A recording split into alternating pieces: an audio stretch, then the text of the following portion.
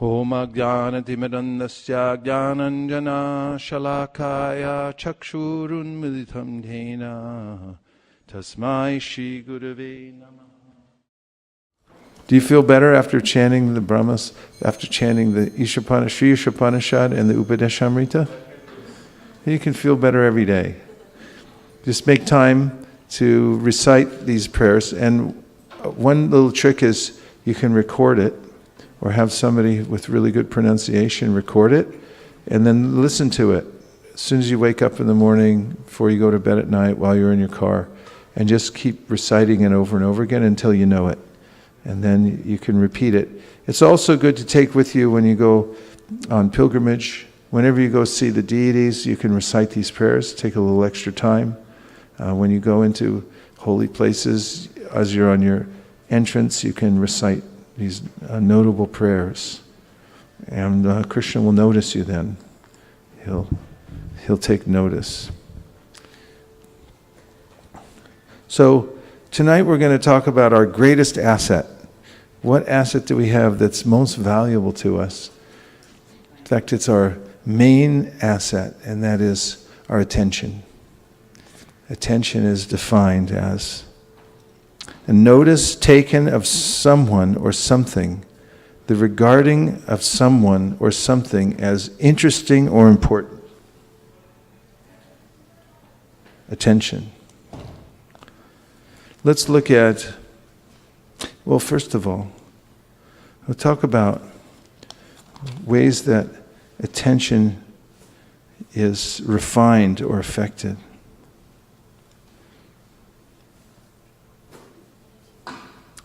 Dayanidhi is online? What's his question?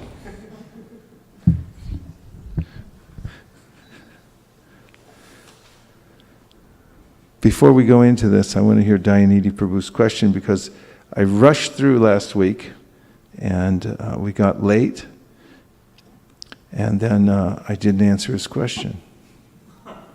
And I felt bad about it ever since.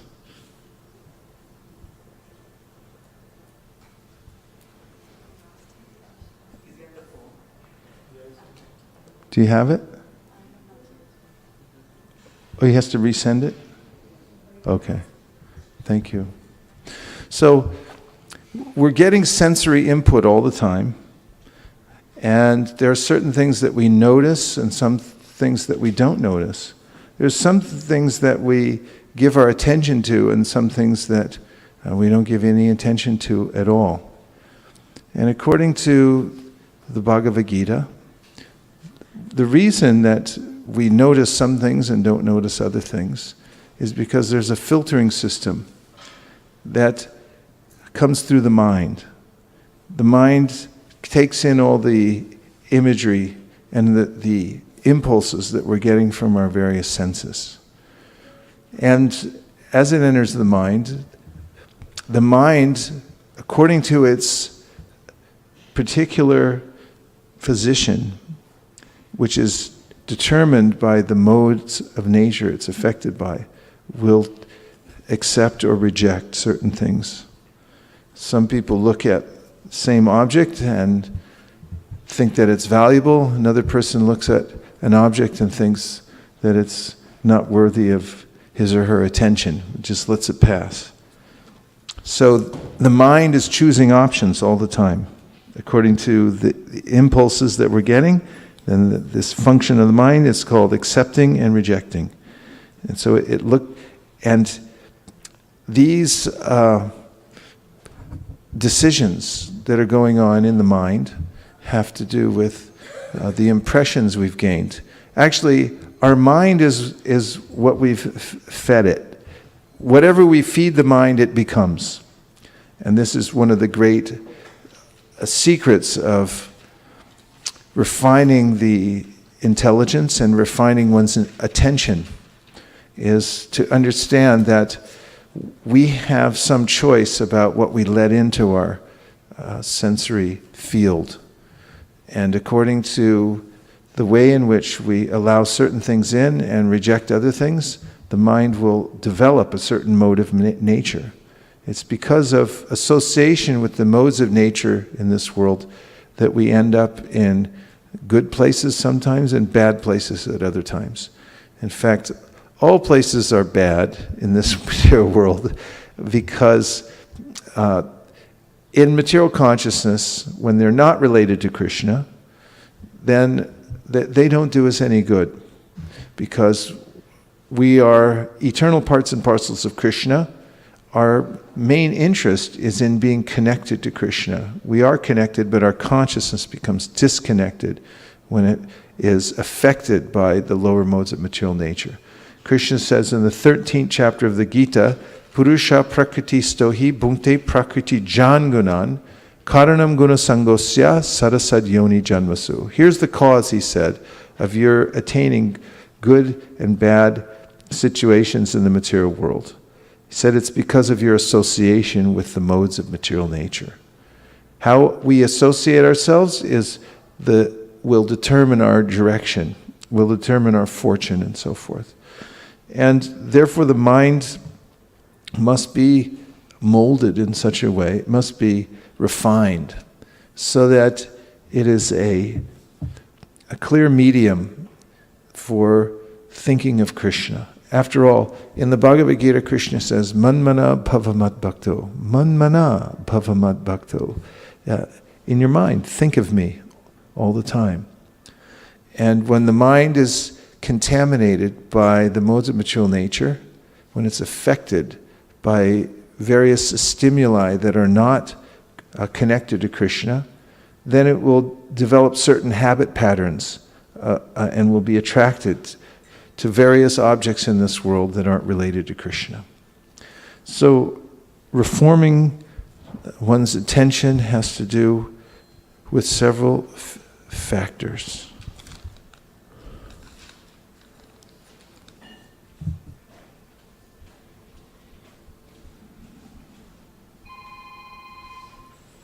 Just first I'm going to enter a couple of verses into evidence. Please feel free to turn your phones on, and if you can, turn them up loud, because if they go off in the class, then you can then purchase at least a Shri Upanishad. Is that fair? Radhakri Prabhu, is it fair? It's okay? Okay, how much is it? $5? It's not fair? That's unfair to those who have the phones. At least they should get Srimad Bhagavatam. I know, but when we say that, then it just sort of rolls over because it's too extreme. Why don't you get a couple of Shri Upanishads? Let's put them up here and get a little closer to that. Can we have a couple? So turn your phones on. If they go off, you can buy a Shri Upanishad for $5. Fair enough? Everyone? Yes. Okay, fair enough.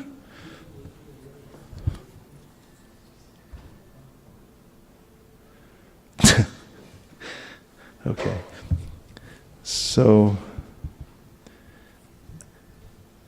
I want to give, here it is, Shri Upanishad. Feel free to turn your phones on, and you can buy one of these for $5 if your phone goes off. Okay? Fair enough. So, in the Gita, Krishna says, Prakrite kriyamanani gunai karmani sarvasha ahankara vimudhatma kartaham iti manyate. He describes a way in which one is transported by the modes because of developing a false ego, a false sense of being the controller of this world, and identification with the material body. So, prakrite kriyamanani gunai karmani sarvasha ahankara vimudhatma. And Krishna describes a person in this situation to be very foolish. Can we see the verse, please? I think it's 327. 327.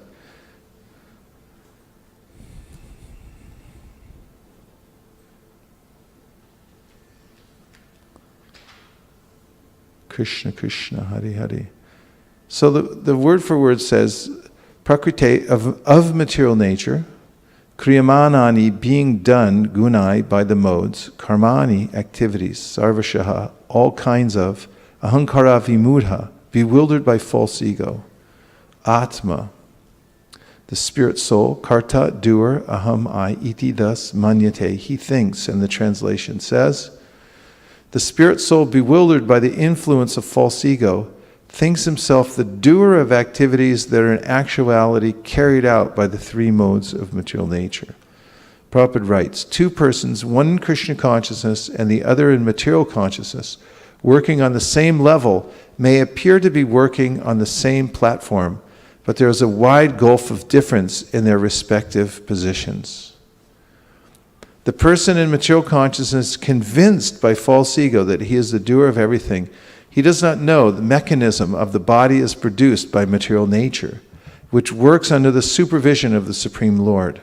The materialistic person has no knowledge that ultimately he is under the control of Krishna. The person in false ego takes all credit for doing everything independently, and that is the symptom of his nescience. He does not know that this gross and subtle body is the creation of material nature under the order of the Supreme Personality of Godhead, and as such his bodily and mental activities should be engaged in the service of Krishna in Krishna consciousness. The ignorant man forgets that the Supreme Personality of Godhead is known as Rishikesha, the master of the senses of the material body, for due to his long misuse of the senses and sense gratification, he is factually bewildered by the false ego, which makes him forget his eternal relationship with Krishna. So this is the bewilderment which is caused by one's identification with the material nature and the body as being the self, and then thinking that I'm the doer and that I'm the body. And then one becomes swept away by the modes of material nature. But through the refinement of one's mind and intelligence and senses, purification, one comes to perfect knowledge.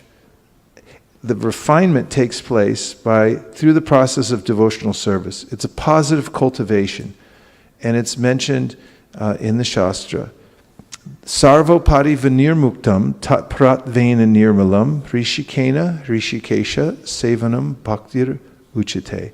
That by serving the Lord of the senses, that one gradually purifies the senses and comes free from this designated life of thinking that I'm the doer and this body is myself.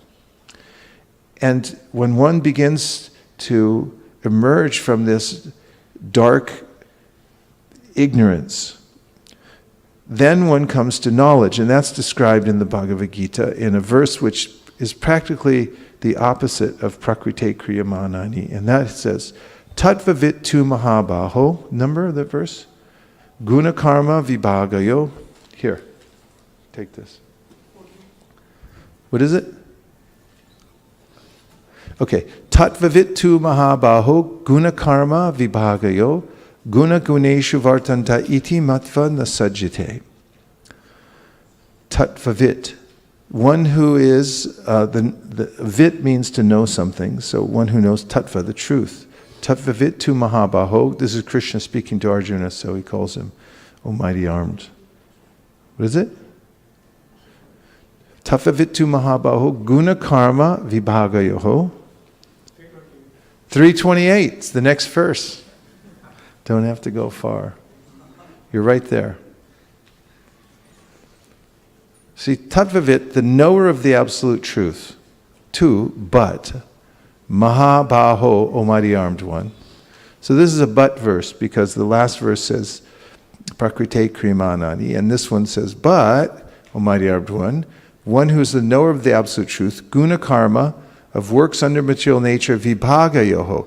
He knows the difference between working under the modes of material nature, guna, senses, guneshu, in sense gratification, vartante, are being engaged, iti, thus, matva, thinking, na, never, sajjate, becomes attached. Translation is, One who is in knowledge of the absolute truth, O mighty arm, does not engage himself in the senses and sense gratification, knowing well the differences between work and devotion and work for fruit of results. Now, hear the difference in the purport from the last verse we read. Purport: the knower of the absolute truth is convinced of his awkward position in material association. That's important. And it doesn't take much.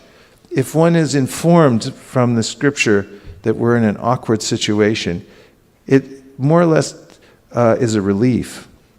Because if one thinks that by hard endeavor and by arrangement of arranging one's life, adjusting one's situation in life, that one can come to a sublime situation by material arrangement, then one will always fall short and be disappointed. So accepting that we're in an awkward situation. So the knower of the absolute truth is convinced of his awkward position in material association. When we're materially associated, who we are non-material. We associate with matter, it's awkward. He knows that he is part and parcel of the Supreme Personality of Godhead, Krishna, and that his position should not be in material creation. He knows his real identity as part and parcel of the Supreme, who is eternal bliss and knowledge. And he realizes that somehow or other he is entrapped in the material conception of life. In his pure state of existence, he is meant to dovetail his activities in devotional service to the Supreme Personality of Godhead, Krishna. He therefore engages himself in the activities of Krishna consciousness and becomes naturally unattached to the activities of the material senses, which are all circumstantial and temporary. He knows that his material condition of life is under the supreme control of the Lord, consequently is not disturbed by all kinds of material reactions, which he considers to be the mercy of the Lord. According to Srimad Bhagavatam, one who knows the absolute truth in three different features, namely Brahman, Paramatma, and the Supreme Personality of Godhead, is called Tattvavit, for he knows also his own factual position in relationship with the Supreme. And now, before I move on to make unveil my case that I'm making tonight, let's take a few reflections. First of all, how are you all? Is everyone okay? Do you feel that the material world's awkward? It's a little awkward, right? Yeah, but you're perfectly situated, because although we're in an awkward situation, you're doing everything that you have to do in order to come to the perfect stage of life. Yes? So I was looking up the word awkward in the dictionary, and its origin is from English, from the Middle English, and it means turned in the wrong direction. Turned in the wrong direction. Turned in the wrong direction. And I was just thinking that when you are in the material association, you are turned in the wrong direction, away from Absolutely. Krishna. This is mentioned in the Shastra. Bhakti Parishana. No, excuse me. Bhayam dvitiya binibeshatasya ishad apetasya means turned in the wrong direction. Viparyo smritihi. Therefore one's intelligence becomes covered over. What else? What else did you hear that was helpful to you? So we're here to take some help from Krishna. We need this refreshing information coming from outside the closed walls of the material world. And the more that sound vibration in the material world bounces around and gets affected by the lower modes of material nature, the more agitating it becomes. And the more the situation becomes awkward for everybody. In fact, in Kali Yuga, situation is predicted to become more and more awkward because of the lower effect of the lower modes of material nature. But one doesn't have to subject oneself to that. One can effectively live through Kali Yuga without being touched by these modes of material nature. Avoid the awkwardness of this age.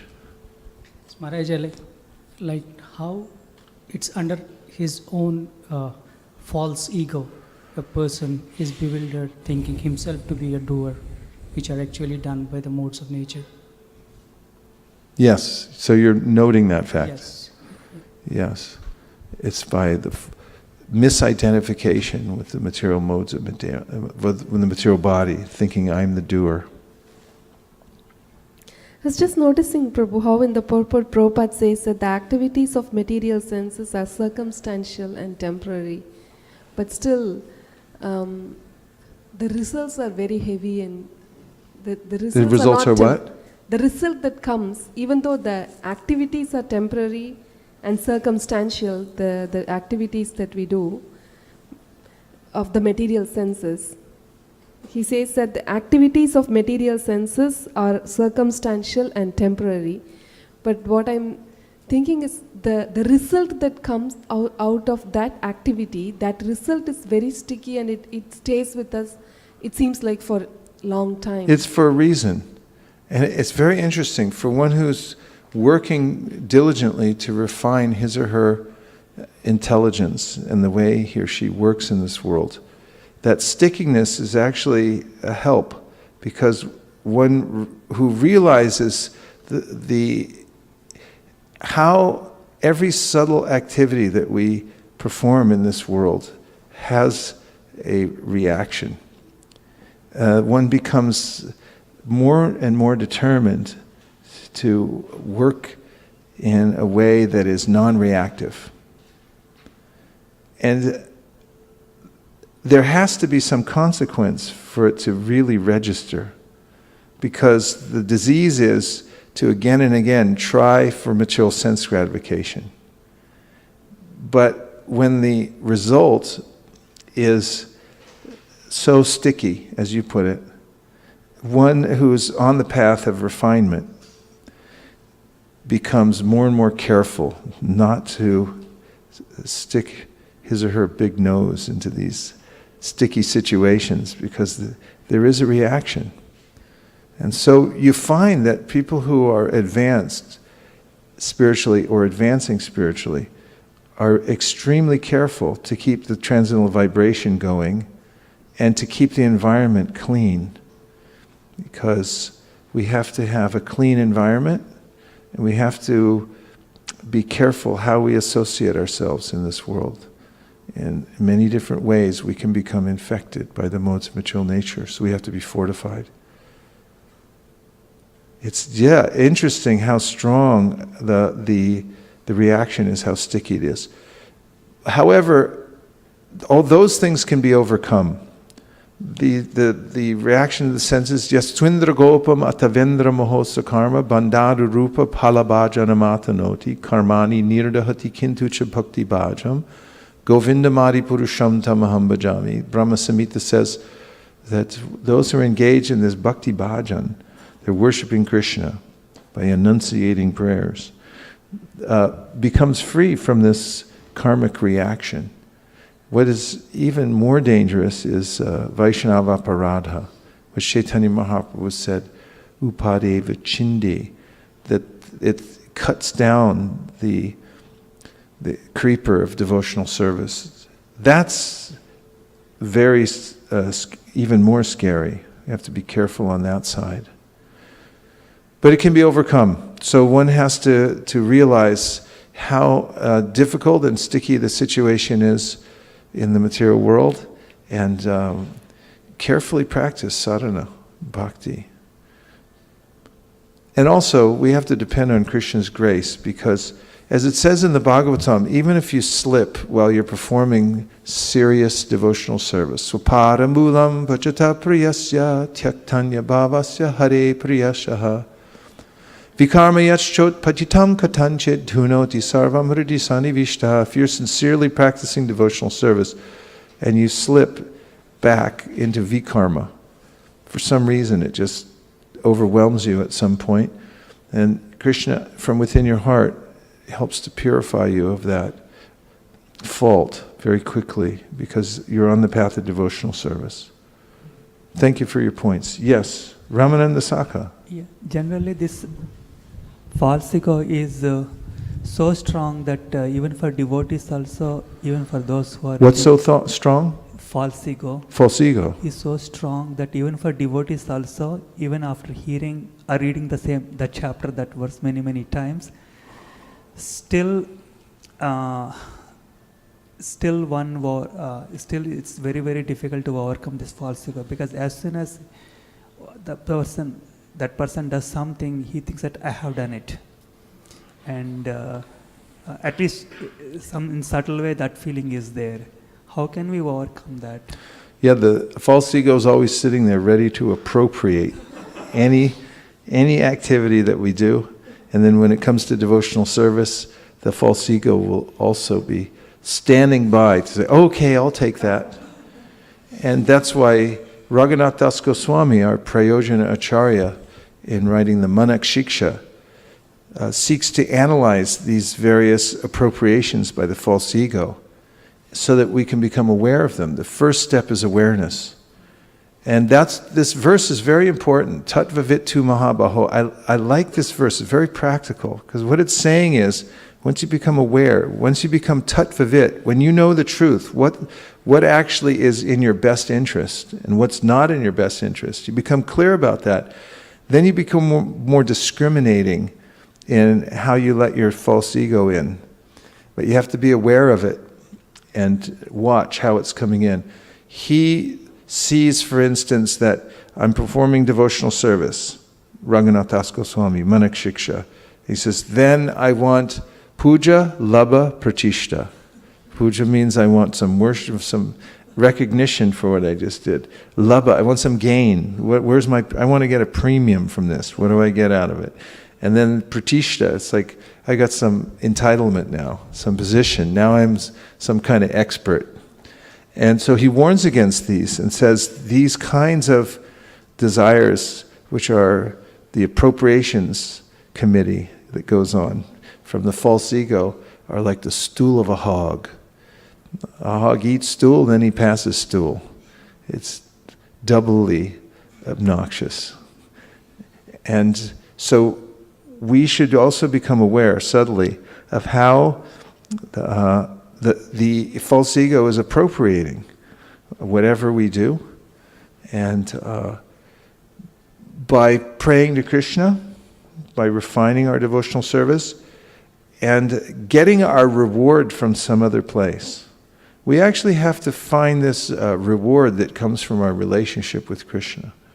Those who are experiencing the reciprocation of service for service. When one does service for service without any expectation in return, and then feels satisfied, not just satisfied, but exhilarated, it feels a reciprocation from Krishna within the heart, there's a taste. It's a higher taste than one gets from giving into the false ego and saying, yes, I'll take something for that.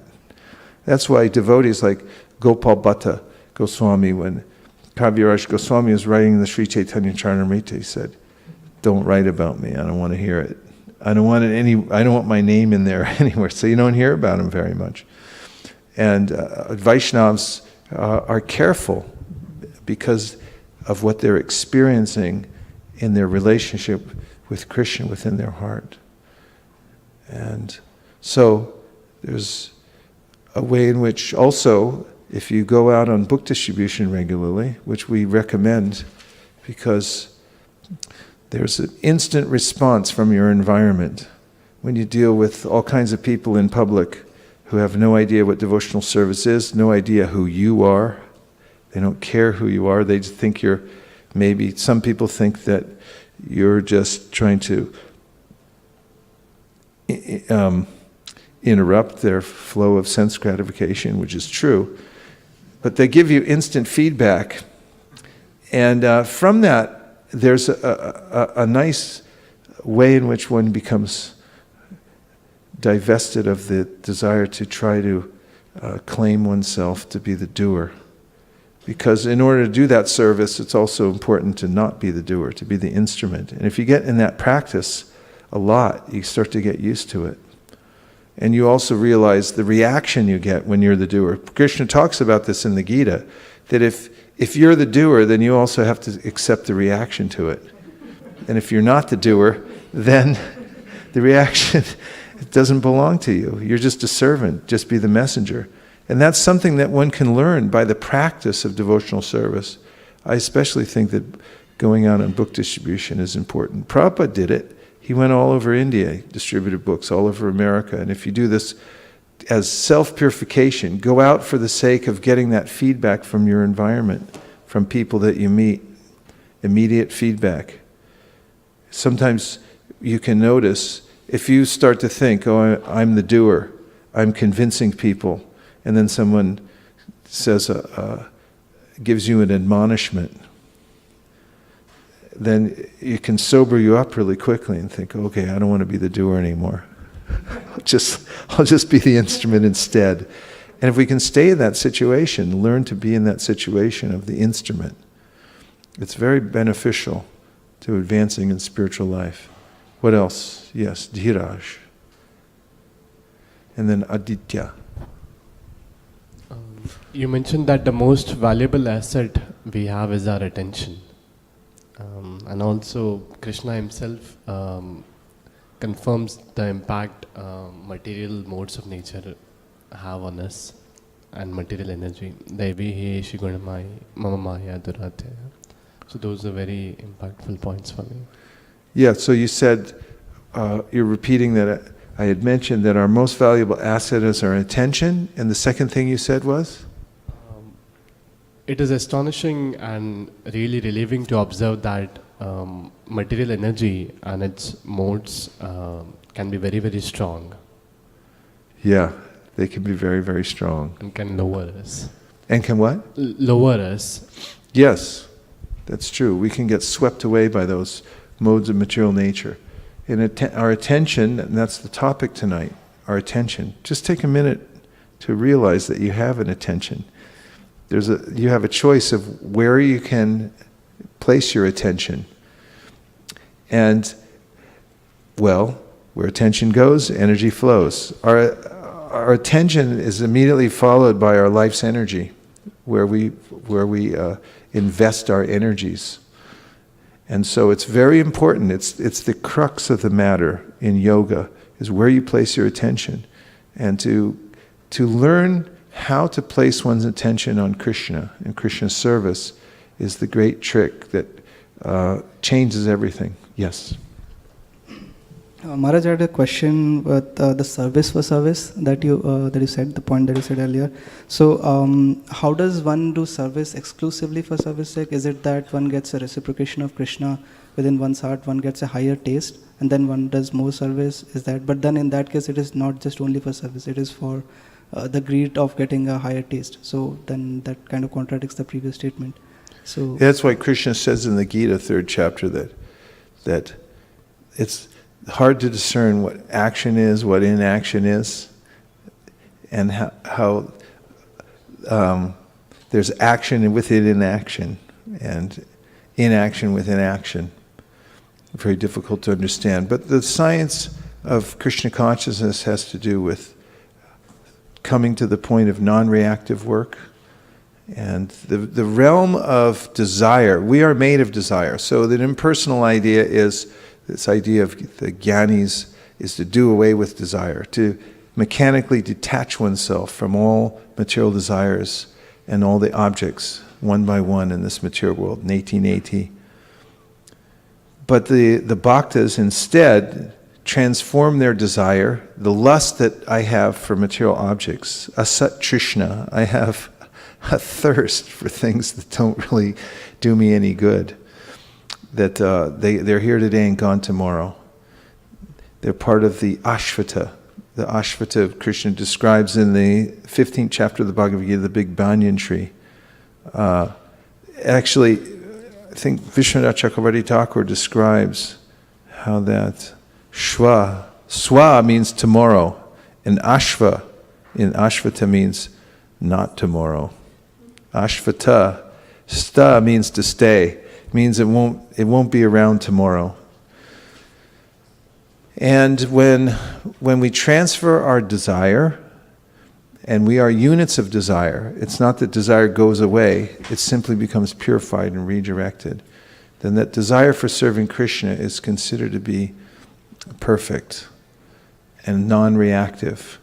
And therefore, service for service means that when we desire simply to please Krishna's senses and not our own by doing our service, then that's considered to be service for service. And in that, there's a great reciprocation from Krishna within the heart, or personally. Yogakshemam bahamyaham, he says, to those who simply give themselves their full consciousness to me, really they, out of love, I just want to serve you. This is possible in love. You can see in the love of a mother for her child. There's a way in which the mother simply gives herself 24 hours a day out of love. Such sacrifice to be a mother.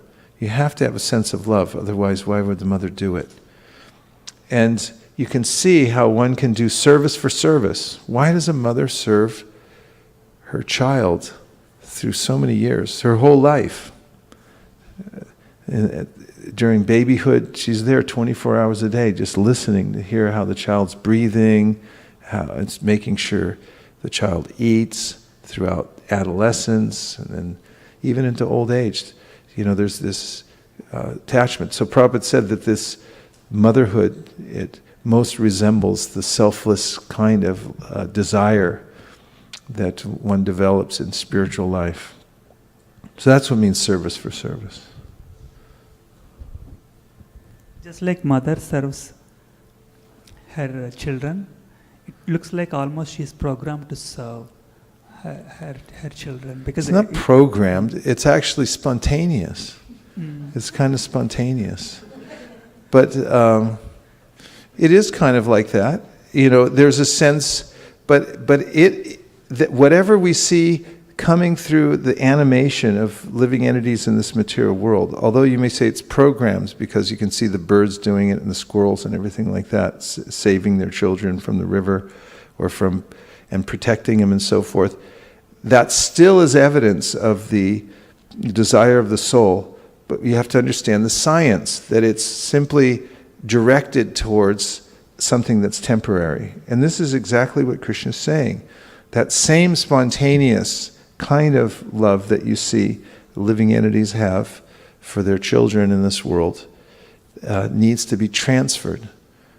Tvaime nanya vishaya matir madhu pate sakrit ratin udvahata dada gangi vaugam udanvati. There's a natural flow of that love when it becomes purified that goes towards Krishna in the same way. So we take evidence from things here in the material world. Okay. Okay? The comment I was going to make is that that almost mothers are, it looks like almost they're programmed to serve their children, and but if all the beings were programmed to serve the God in the same way, if we have done it that way, then it would have. Well, we have to reprogram, because when we come in contact with material nature, we become conditioned. That's what the programming is. We become conditioned to have love for matter, and that's known as lust. And when we become free from that conditioning, the highest conception of that means to transfer those same feelings that we have for matter to love for Krishna. Then it's eternal and perfect. And that can be done through the process of bhakti. That's what we're doing. Yes? You very nicely mentioned... Now you have to wait for the mic, because there's at least 40 people online who want to hear what you have to say. Hello. Well, you very nicely mentioned how a woman and a mother are capable of showing complete devotion and love, a bhakti bhav for their family and kids. And even Krishna admits that Radharani, Yashoda, Ma, they all displayed that kind of love and bhakti towards Krishna. And yet I think many times in Bhagavatam that we were reading recently, Srila Prabhupada mentions how the Sudras, 3, and Asuras are the 3 categories where Bhagavad Gita especially aimed for, because somehow I get a sense when reading Bhagavatam that repeatedly there's mention that the Stri, especially need for this bhava or the need for the Bhagavad Gita teaching. It somehow appears to suggest that there is a lower platform that women are placed in that, and that you need to be, the women especially are encouraged to get the wisdom from Bhagavad Gita, when I think from our discussion we are realizing that women are already have a lot of that bhakti bhav. Could you comment? Yeah, that's why Prabhupada mentions in one of his purports in the Bhagavatam that you'll notice, for instance, in India, at religious functions, all the women show up. I see it all over the world, actually. You go to Asia, some programs, mostly women show up. So there is a softness of heart that's there within women that Prabhupada noted is very conducive to this bhakti process. So that motherly affection, it's spontaneous, that can be dovetailed. Of course, we're not our bodies, so any kind of conditioning can be overcome. But whatever propensities we dovetail to devotional service will then become purified. I mean, what I meant was, I think he seemed to kind of mention that the Shudras, the Stri, kind of in the same category that need enlightenment more than the men. I mean, I may be misinterpreting it, but I don't know if you understand. Well, he says in the Krishna says at the end of the 9th chapter of the Bhagavad Gita that there are, I mean, on the material platform there are gradations. That's obvious. There are gradations of conditioning. And according to the body we get, if you get a body of a squirrel, you're going to be conditioned to run up trees and grab nuts and stuff. It's just the way it is.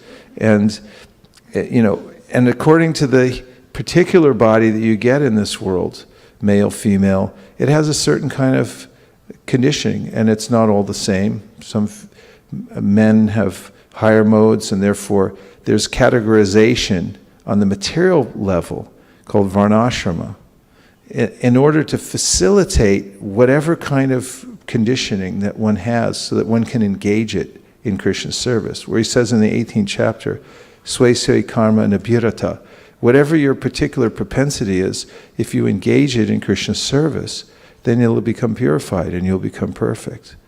So varnashrama is a very scientific way in which the world is observed according to the modes of material nature. And the brahmanas are in the mode of goodness, the kshatriyas in the mode of mixed passion and goodness. Then the Vaishyas are a mixture of passion and ignorance, and then the Shudras are mostly ignorance. And so, it's obvious that everyone's affected in various ways by the modes of material nature. It's a very practical way of giving everyone 2 feet on the ground so they can start off from their particular nature to serve Krishna. Of course, in the Kali Yuga, there's a way in which everyone is affected by lower modes of material nature, and therefore it's said in the Shastra, Kalu Shudra Sambhava. Everyone's born as a Shudra or lower in the Kali Yuga. But considering what one's situation is now and how to take advantage of that to engage in Krishna service is practical. It's a good idea, and it helps. Thanks for bringing that up. Couple more?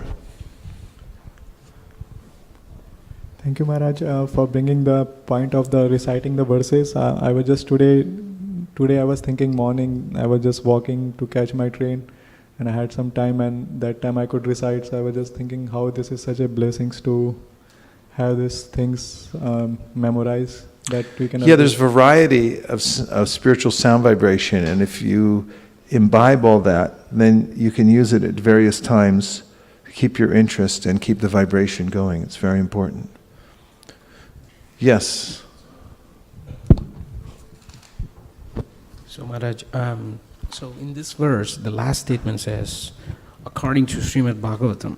So that is a forward reference in terms of the verse. According to Srimad Bhagavatam, one who knows the absolute truth in 3 different... So what about that? So so this is the third chapter of Bhagavad Gita, and here is a reference about Srimad Bhagavatam. According to Srimad Bhagavatam, I'm reading this, and it seems to me that it's a forward reference in terms of that something that I need to understand from Srimad Bhagavatam. At the same time, it says one who knows the absolute truth in 3 different features.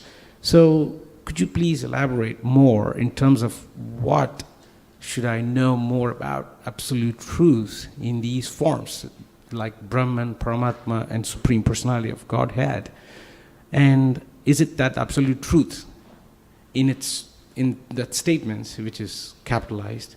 So does it mean that I'm my constitutional position is servant of Krishna, or as it defined, as it stated here, is it that we are all part and parcel of Krishna? It all dovetails to the same thing, like my understanding that I'm part and parcel of Supreme Personality of Godhead, and my position is being the servant of Krishna. Is that absolute truth? And what should I know about the absolute truth in 3 different features?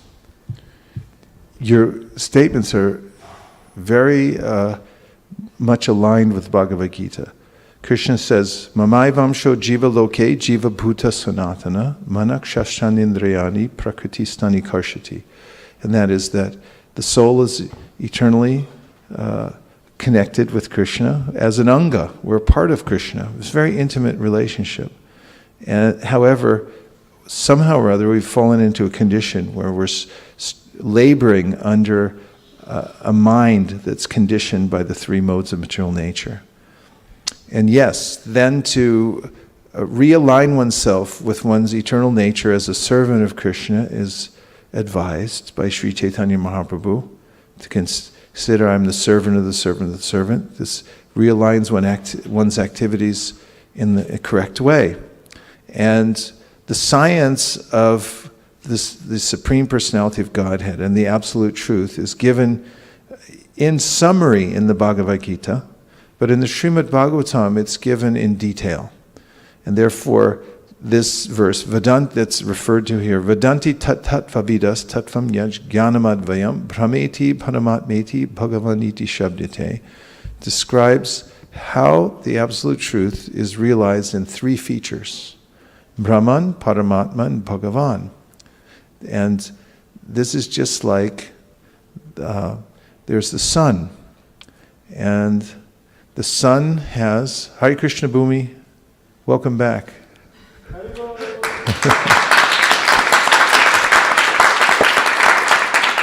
We've been sitting here waiting for you for a while.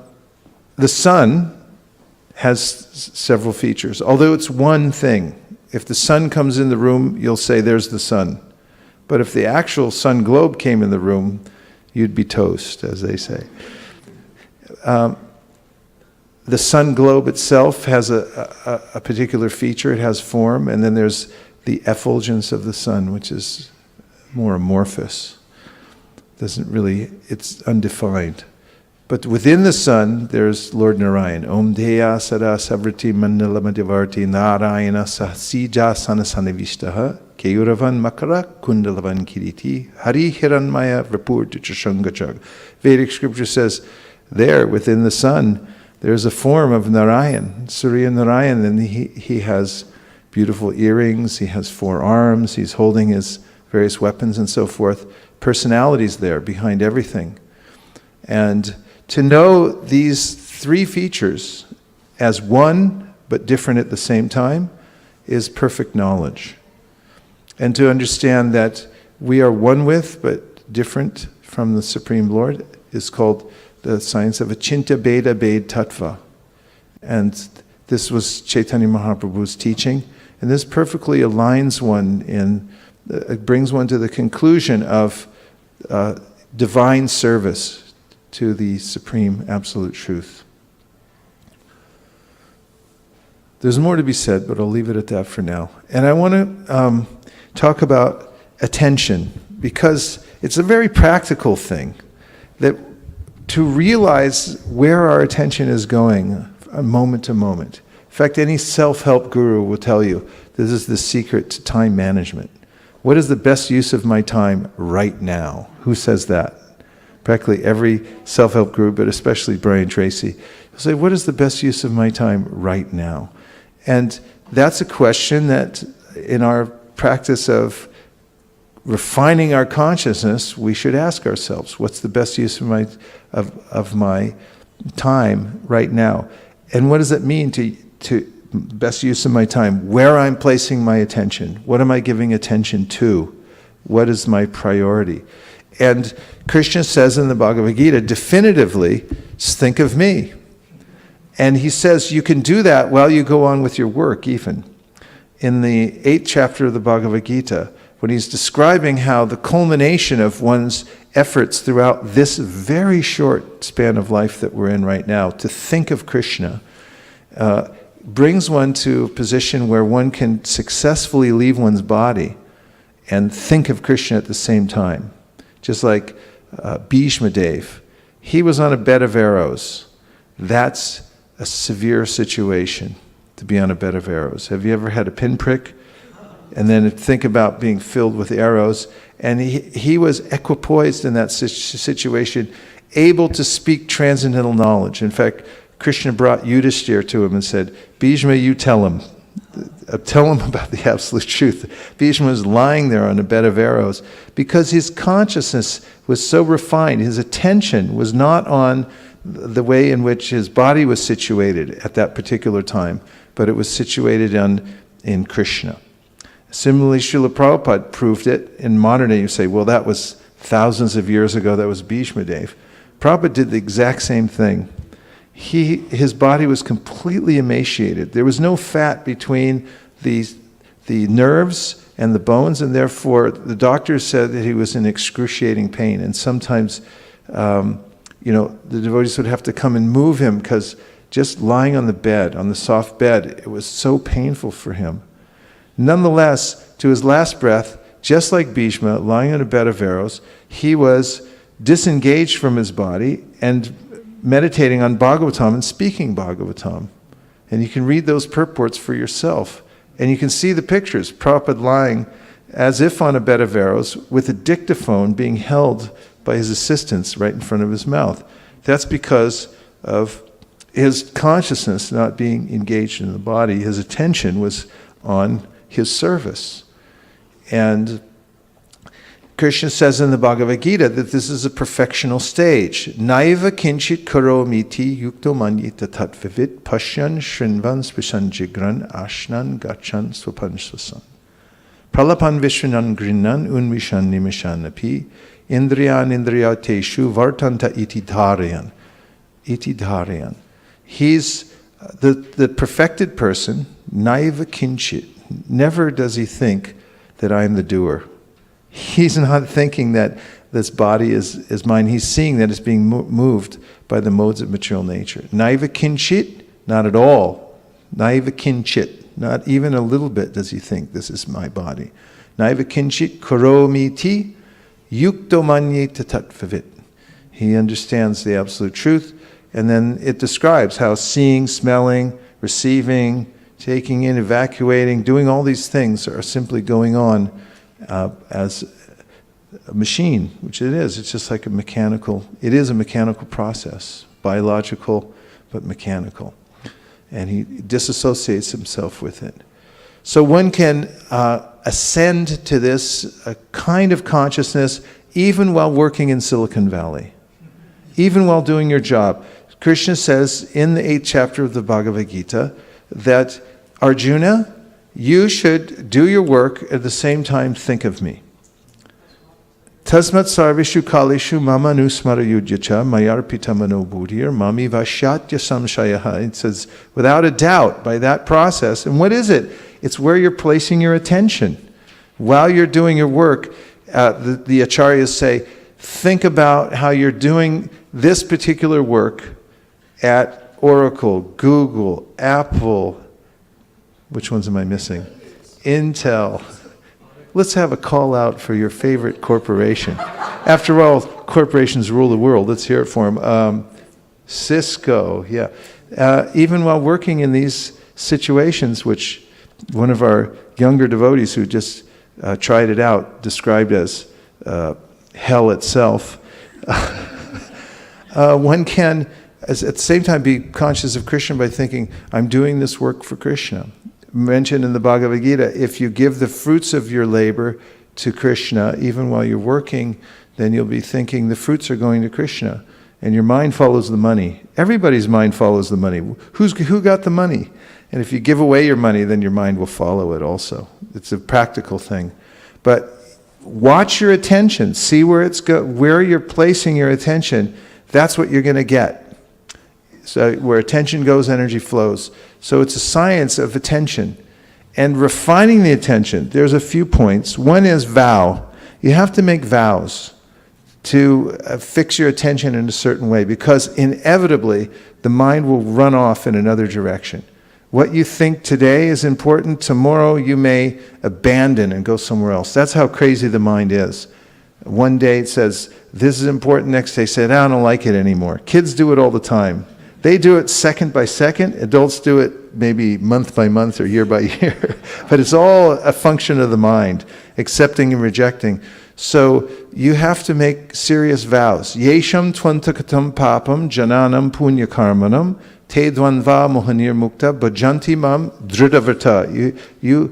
When you make a serious vow, dhridavrat. What's a vrat? A vrat means happiness. When you make a dhridavrat, when you're able to make serious vows in life, it's like, when people climb mountains, they have to have something to hold on to. When you're going up the hill, up the mountain, you have to have points at which you can grab on. Those vows, even think of the word, it's got some space in it, a little V, you can dig it in and you can grab on. That's where you can actually get some traction to keep your attention going, because the mind want to run off and you say, no, I have my vow. This is where we fix our mind. And that vow can be made after reasoning very well. Using your intelligence to understand what's best for me. Where's the best place for me to place my intelligence? And then make a vow. This is where I'm going to place my intelligence every day. Where? I'm going to chant God's names every day. And some days your mind will think this is a good idea. Some days your mind will think this is not a good idea. But your vow will dig in and you'll say, I don't care what my mind says, because my intelligence says we made a vow and we're going to stick to it. And it's a well-reasoned vow, and that's it. That's a vow. Dhridavrat. Make a dhridavrat. So that helps making well-reasoned vows, and that's why we make a big deal of them. The other night we had an initiation ceremony here, and devotees made a vow amidst great pomp and circumstance, because it's meant to impress upon us and everybody else that these things are very important. We'd like to welcome all the devotees who have joined us online. It's just our heart and soul to be joined together here with all the devotees from all over the world. Don't you think? Yes. Let's just show them a little appreciation by pointing our attention towards them and saying, Hare Krishna. Hare Krishna. So pleasing. Thank you for joining us. So the vow is important. Find vows that are recommended by the scripture. Find vows that are recommended by the great Vaishnavas. Find vows that you can get your mind into by reasoning well that these are important for me, and then lock them into your life. And you may start with small vows and then work your way up to big vows. But use that V to dig a little crevasse into the rock so you have something to hold on to on the vow. So vows are very important about where we place our intention, because every day rolls around and the mind says, let me run free through the internet. And you say, no, you can't run free through the internet until you finish your 16 rounds, well enunciated, with good posture and with prayer. And after that, we'll think about letting you have 5 minutes. Make vows. Vows are important. Stick to your vow, and if you stick to your vow, you become Dhridavrata. Then you become famous. Famous first with yourself. You develop spiritual self-esteem when you keep your vows. Say, I'm keeping this vow, and you do it. Then you start to feel proud of yourself, not in a materialistic way. Ramananda Sakar, you listen. Not in a materialistic way where where the false ego appropriates, but you actually feel like by Krishna's mercy, I was able to make a vow, and by his grace and by the grace of the Vaishnava, I was able to keep it. And you get a new stature in life because of your vows. And if you just let yourself go, then you end up in the gutter. Literally. I've seen it. Last night, at the end of the day, we went to Haight-Ashbury because, very interesting thing, a couple of devotees rented an apartment on Frederick Street, and it just so happens that it's Prabhupada's original apartment that he lived in. We had Guru Das come down and confirm it. And we were walking down the street in Haight-Ashbury last night. Interesting place in the evening time when the lights go down and the mode of ignorance comes in really heavily. And you can see how affected one can become by the modes. So take your vows and hold on to them very carefully. And our faith is called Shraddha. It's palpable. It's actually tangible where we place our heart. You can check in and see, where is my heart? In fact, at the time of death, this is the great check-in. How I've developed my heart. Think about developing your heart. How are you developing your heart? What's in there? Where are you placing your heart? Where's all your emotion going? And therefore Krishna says, Yang yang vapi smaran bhavan tajatyante kalevaram. Tajatyante kalevaram. When you cast aside this body, which will come any time now, then what happens at that juncture is the state of your heart is revealed. And what is that state of heart? It's called Shraddha. Krishna describes it in the 17th chapter of the Bhagavad Gita called Divisions of Faith. Shraddha means your faith can be affected by three modes of material nature, or it can be purified. And when it's purified, it means service for service. I'm interested in serving Krishna and the devotees, and this is pure faith.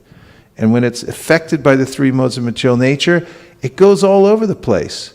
And you notice this test at the time of death. If those who have practiced devotional service during this life have done it partially, then part of their heart will go towards Krishna and the rest of it will be attached to many of the relative things in this world. So we have to purify our faith. Shraddha Shabde Vishwas Kahe Surida Nishchay Krishna Bhakti Koila Sarva Karma Krita Hoy. It means that we have this overwhelming trust that by doing devotional service, I'm doing the right thing. Because by doing this, all other things are taken care of. Nothing else is more important.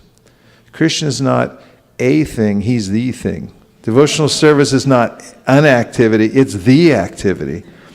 And so with that comes greater and greater attention on devotional service when your heart is in it. Did anybody ask you, was your heart into it? You need to say, did you put your heart into it? That's Shraddha, where you place your heart. Shraddha. Shrad is heart, dha is active verb, means where you're placing something. Put your heart into it. So where do you get that faith? By association. Now there's an old saying, I don't know how old it is, but I saw it recently and I've been entertaining it in my mind quite a bit. I really like this. It says, if you're the smartest one in the room, you're in the wrong room. If you're the most advanced devotee in the room, you're in the wrong room. And Chaitanya Mahaprabhu said, get in a room where people are more advanced than you. I know it doesn't feel good sometimes because you think, I want to be the smartest one in the room. I want to be the more advanced one. I want to be, the big fish in a small pond. But move yourself into situations where you actually have more advanced association, where you're the menial servant, where you're the one who's listening rather than telling all the time. And try to be around advanced association. It's available. It's available, but you have to pray for it because it comes by grace. It comes by Krishna's mercy. If you really want to have good association and you pray for it, you specifically ask for it, because after all, we get everything we ask for. And that's a problem. If you're asking for the wrong stuff, then it's really what we call insult, adding insult to injury. But if you can come to this point of praying for good association, praying for association that's more advanced than myself, then you take advantage of it, then your faith increases naturally. Because when you get around those who have it, then your faith will increase by association and service to those who have more faith than you do. And then there's good old-fashioned practice. Practice is so powerful. It's something that humans can do to reprogram their allegiance to various things. And Krishna recommends it. Abhyasa yoga yuktena. He says also in the 8th chapter, how to get to this point of having one's attention on Krishna. He says, abhyas. Just keep practicing. Go back to it. Look at what it takes to play an instrument or to learn C++. Try to put it in relatable terms. Or JavaScript. You got to really look at those little symbols over and over again and line them up and figure out, I don't know what I'm talking about, by the way, but learning it's something you just do carefully. There's so much there in learning where you find yourself a teacher who's already done it. That's very important, because it gives you faith in the process. When you're sitting in front of somebody who already did it, and you can see that they did it and they know it. This is what Krishna says. This is why Krishna says, Tad vidi pranipatena pariprashnena sevaya upadakshanti te jnanam jnaninas tattvadarshina.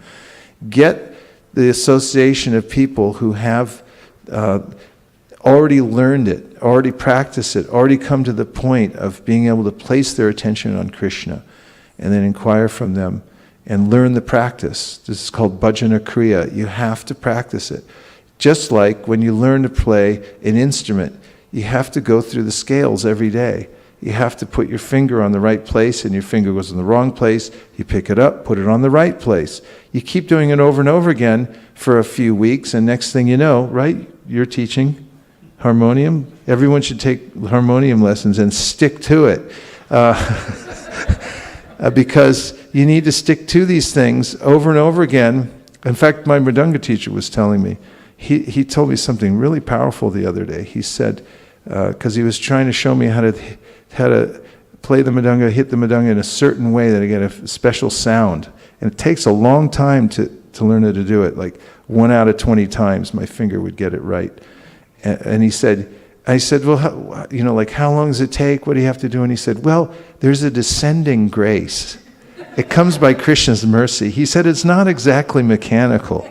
He said, if you keep trying and you keep practicing, then suddenly, all of a sudden, you're just doing it. And where did it come from? From Krishna.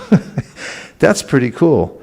And humans can do that. They can figure out, what kind of practice should I be doing? And then just do it over and over again. That's why we have these, this structure.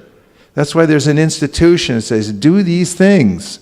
And why did the Goswamis go to so much trouble to spell it all out in a process? It's in the Nectar Devotion. Figure out the practice and then just do it and keep doing it. And when your finger slips off, bring it back. And then there's descending grace.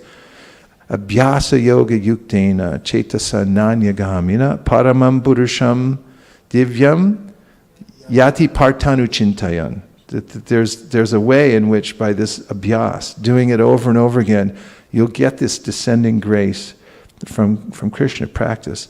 It also says in the Brahma Samhita, it says that, what is my verse? The last section, by scriptural evidence, pramaneshu, what?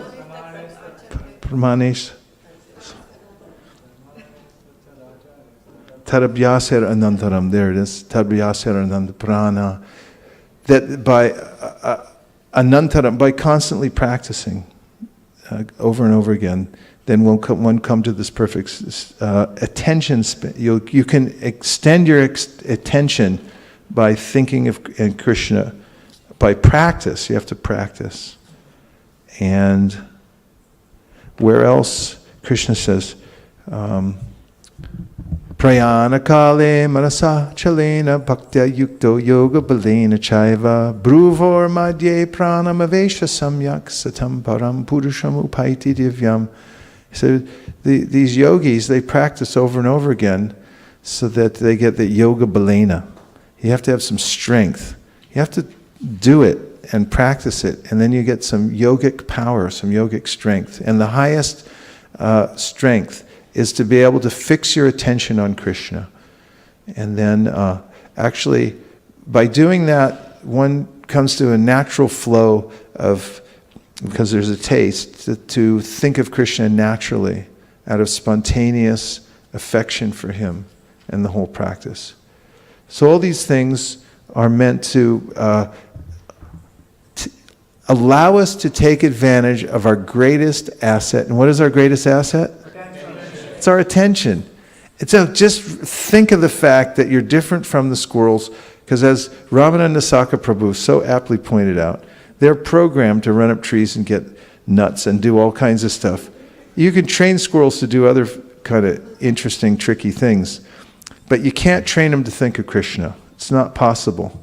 But human beings can attain the perfection of life by using their highest, most important asset, which is their attention span, and using the methods of taking vows, developing faith by association, and practicing. How much do they practice? A lot. You've got to practice a lot. How much? Yeah. How much do you practice? A lot. You got to practice a lot. If you want to advance in something, practice a lot. I was listening to a YouTube the other day, some Indian professor teaching Sanskrit. He was telling his students, you practice 6 hours a day, then very soon you're realizing you're darn right, 6 hours a day. And those who are very serious about devotional service, they practice, not 6 hours a day, all day long they're practicing. It's just constantly practice. Keep practicing. It's a whole lifetime experience, and you can come to the perfect stage. There's nothing as encouraging as progress, is there? Get a little progress. So practice a lot. Practice a lot. If you practice a little, you go back to the music teacher and he goes, oh, you practiced a little. You practiced a little. Or you didn't practice at all. Music teacher knows right away. When I was a kid, I, like every other kid, started to learn how to play guitar. So I had this guitar. I had to go into Berkeley for my lessons from Lafayette, carry my guitar. Sometimes I'd hitchhike to get in there.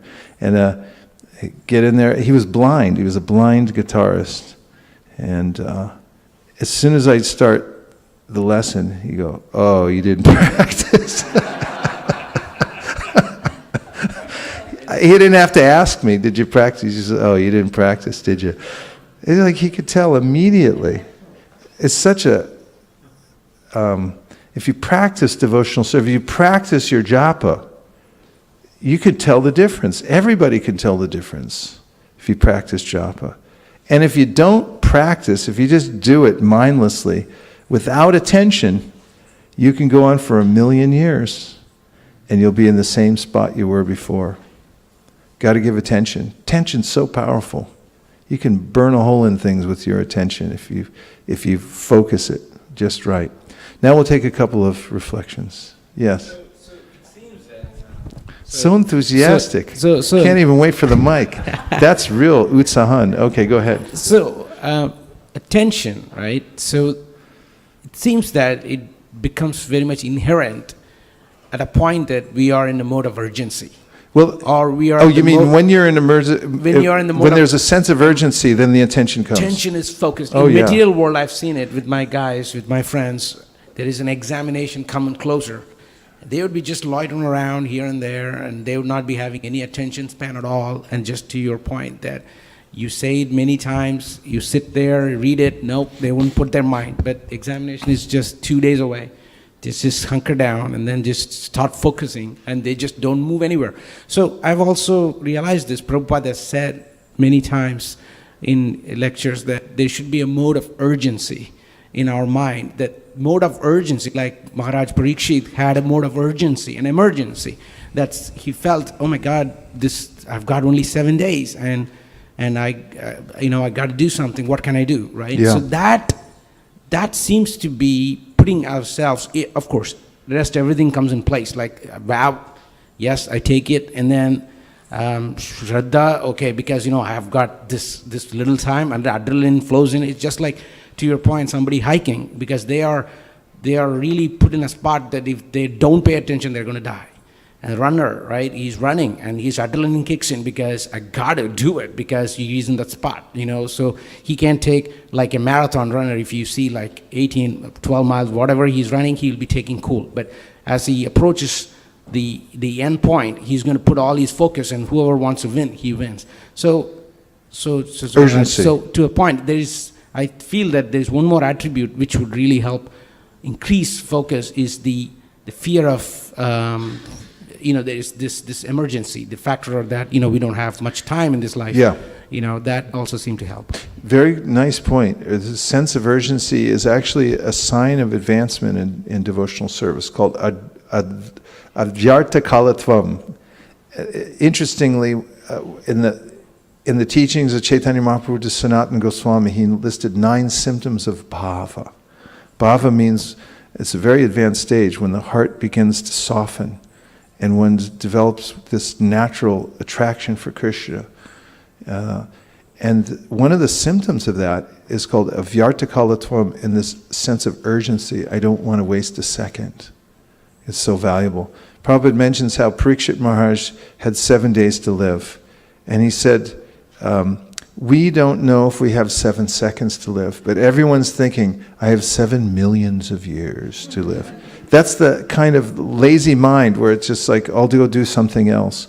But to fix one's mind, one has to have this sense of urgency, which can be cultivated, actually, in the beginning, by this kind of awareness that I'm Kamala Jala Jala Jivana Talamala. I'm like a little drop of water on a lotus that can slide off at any time, and don't take it for granted. Sometimes, I had this experience, and I was taking a nap, and I lie on my left side, and then I could hear my heart beating, and I just became aware of its beating, and I'm not doing anything to make it beat. And I'm thinking, if I'm not doing anything to make it beat, I can not do anything and it can just stop also. I have no real control over it.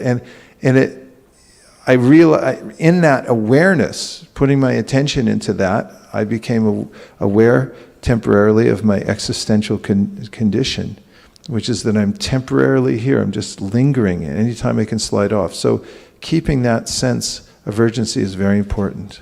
You make nice points. Very good. Yes? Thank you, Maharaj. The point of Shraddha I like very much, like how sometimes advanced devotee cultivate their heart, and being in their association, you just get shocked. Like yesterday, we had privilege of having Radhana Swami Maharaj in our campus, and then when he was leaving, then Kanka Mataji asking that where you want to sit, in the front or in the back. So then one of the devotee tell that front, and then Maharaj immediately told, whatever you say, I will just follow. So I can say that how they are always in the mood of being servant of servant, that they have cultivated, and just doesn't come like that. If the answer is from their heart, we can feel that. Yeah, I was just reading the other day about how you can pass a microphone over to Prikshori and one to Aditya. What was I saying? I was just reading the other day. Forget it. Go ahead. Hare Krishna, Prabhuji. Thank you very much for elaborating on this point of giving attention, because we have a lack of time in this world. But you also mentioned that we have a lazy mind, and sometimes until life hits us hard or we have some kind of experience, we don't understand that there is no time. And instead of learning from experience, what is the most effective way to convince our mind that, on a practical side, that there isn't that much time left, and that there's no other time better than now to start focusing? Well, it is, there are artificial ways to do that, and that's why we build in vows, because there may be a way in which my mind is lazy, therefore I regulate it, because it wants to do whatever it wants to do and not be focused. And in that preparation, if we can carefully cultivate our practice, instead of doing it mindlessly, if we do it carefully, there's just really a thin veil that we can break through and become aware of our precarious situation. If you just think about it, be a little introspective. In the second canto of the Bhagavatam, Srila Prabhupada talks about how he said even a common man can become self-realized by introspection. If you just look within, take a little time to look within and see that you're getting intelligence from the Supersoul. And by the same token, if one can cultivate an understanding of one's precarious situation. For instance, if you take a moment to consider the fact that your heart is beating, as I just mentioned, and it could stop at any time. Satyadev Prabhu, who was a paramedic, as you most of you know, for 20 years, I used to ask him all kinds of questions about how people die and things like that. That's our main topic of conversation. And you say, it's just mysterious. He used to tell us when we were having programs at my house every Thursday night, then every Friday night. He would come to those programs, and he was on the ambulance all week long. So he'd come in, and he'd always divulge, how someone died. Someone was driving down the freeway on the San Mateo Bridge. That's the 92, going east, and she was driving one of those pickup trucks, and there was a metal bar in the road that just got kicked up from the wheel and came up through the car, and she was impaled by that. That's as she was driving at 80 miles an hour without, just in 1 second, and she died. And I asked him about, why the heart stops, and he says, sometimes it just stops. In fact, it's a miracle that it's going at all.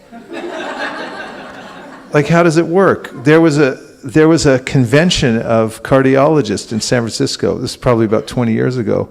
I was still working in the San Francisco airport. Working means I had a booth from which I was distributing books. And I was at Moscone Center, so there were thousands of them from all over the world. And I asked each one of them, and so what makes the heart beat? And what makes it stop? I was just asking a simple question like that. And there was a mystery. These are top cardiologists in the world. And if you just cultivate a little awareness of the fact that our breath is a gift, and try to recreate that situation in which you've experienced at least sometime in your life of your precarious situation. Kamala dala jala jivana talamala. And then you can do that before you chant japa, and then call out to Krishna, please, I'm helpless. Rather than being comfortable and thinking I've got it made in the shade and I'll live for 7 million years and death is for other people, not for me. It kind of helps just to be a little introspective. You can cultivate it. Yes, I don't want to neglect the online because I may get chastised. I just wanted to let you know that Bhaktin Promila, she's watching you from India. She went to India. Haribo! Our crafts teacher. Thank you. And then this message is from Khonika Mataji. My humble obeisances to the lotus feet of Vaisesika Prabhu. Amazing class. The virtue of taking vow and sticking to it is laudable even in the material world. For example, people who stick to the wedding vows and remain faithful to their spouses are praised in the society. Yeah, very nice comment. Thank you. May I ask a question? Yes, and I'll answer it within 30 seconds because we have just... Okay. So when you mention associating with devotees who are higher than you and better than you, so what exactly is involved in association? Because people could be living together and still not imbibe all the values. Mostly hearing. If you hear in the association, this is what Chaitanya Mahaprabhu said, hear Srimad Bhagavatam in the association of devotees who are more advanced than yourself. So that's always a good bet. Better than playing billiards or something like that. I mean, there's all kinds of levels of association. But if you get together, my friend Ruchi Das, who passed away some years ago, he was always into the Bhagavatam. He said, hey, Vaish, let's read the Bhagavatam. And he'd just sit there and read all day. And, get together with your god brothers, god sisters, your siblings, your aunts, uncles, whatever, and hear Srimad Bhagavatam. And if you make a vow to read Srimad Bhagavatam, then, boy, you're really into it. This kind of vow where you say, like Keshav Bharati Maharaj, he's been on this thing for a couple of years. He won't give it up either. When he takes a vow, he's really into it. You can look at his records for the last 40 years. He's written it meticulous, and he's saying what time he wakes up for, in the morning, how many rounds he chants, 64 rounds on Ekadashi, everything. And so he's taken a vow, 41 pages of Bhagavatam a day, aloud. And wherever he goes now, he's Houston, Dallas, Denver. Where you were there? Yeah, so he just sits down. I'm reading my 41 pages aloud. And then people come in, 20 people, and they just listen. And it changes the whole environment. And yes? Quick, we got 10 seconds. He said, Keshav Bharati Maharaj said, 41 pages. If you take 41 pages a day, right, non-stop, 365 days, you can finish Srimad Bhagavatam. Yes. That's correct. Sunday class. Just correct. I wanted to pass and encourage everyone to start. Yeah, so the answer to the question about association is here in the association of devotees. Hear Bhagavatam. That's simple, right? Very direct. Sit down and hear Bhagavatam, hear Prabhupada's purports, and you will absolutely 100% advance in devotional service if you do that regularly. And you should do it how much? You should do it a lot. And the more you can do it, the better you are. And also counterbalance it with go out to the Haight-Ashbury and distribute Bhagavad Gita and Srimad Bhagavatam to people. And then that combination of those two things will make you advance in devotional service and come to the perfect stage of life and be able to use your highest asset, which is your attention. Go Premanande Haribo. And let's offer our obeisances to everybody online. Vansha kalpadrishcha kripasanabhevacha patitanam pavanebhyo vaishnavebhyo namo namaha.